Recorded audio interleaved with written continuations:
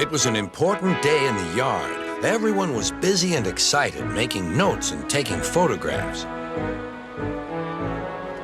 A special visitor had arrived and was now the center of attention. "Who is that?" whispered Thomas to Duck. "That," said Duck proudly, "is a celebrity." "A what?" asked Percy. "A celebrity is a very famous engine," replied Duck. "Driver says we can talk to him soon." "Oh," said Thomas, "he's probably too famous to even notice us." Just then, Gordon arrived. "Puh," said Gordon. "Who cares? A lot of fuss about nothing, if you ask me." And he steamed away.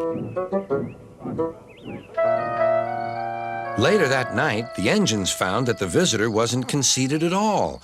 He enjoyed talking to the other engines till long after the stars came out. He left early next morning. Gordon was still complaining. "Good riddance," he grumbled, "chattering all night. Who is he anyway?" "Duck told you," replied Thomas. "He's famous." "As famous as me? Nonsense." "He's famouser than you. He went 100 miles an hour before you were even thought of." "Huh, so he says," huffed Gordon, "but I didn't like his looks. He's got no dome. Never trust domeless engines. They're not respectable. I never boast, but I'd say 100 miles an hour would be easy for me. Goodbye." Duck took some freight cars to Edward's station. "Hello," called Edward. "That famous engine came through this morning. He whistled to me. Wasn't he kind?" "He's the finest engine in the world," replied Duck. Then he told Edward what Gordon had said. "Take no notice," soothed Edward. "He's just jealous. He thinks no engine should be famous but him. Look, he's coming now." Gordon was running very fast. His wheels pounded the rails. "He did it, I'll do it. He did it, I'll do it." Gordon's train rocketed past and was gone. "He'll knock himself to bits," chuckled Duck.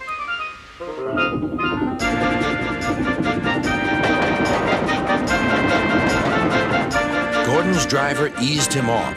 "Steady, Gordon. We aren't running a race." "We are then," said Gordon, but he said it to himself. Suddenly, Gordon began to feel a little strange. "The top of my boiler seems funny," he thought. "It feels as if something is loose. I'd better go slower." But it was too late. On the viaduct, they met the wind. It was a teasing wind which blew suddenly in hard puffs. Gordon thought it wanted to push him off the bridge. "No, you don't," he said firmly. But the wind had other ideas. It curled round his boiler, crept under his loose dome, and lifted it off and away into the valley below. Gordon was most uncomfortable. The cold wind was whistling through the hole where his dome should be, and he felt silly without it. At the big station, the freight cars laughed at him. Gordon tried to wheesh them away,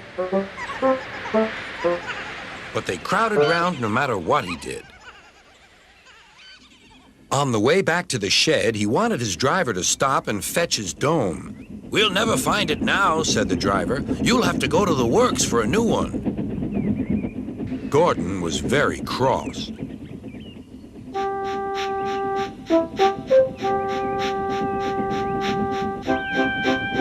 "I hope the shed is empty tonight," he huffed to himself. But all the engines were there waiting. "Never trust domeless engines," said a voice from somewhere behind him. "They aren't respectable."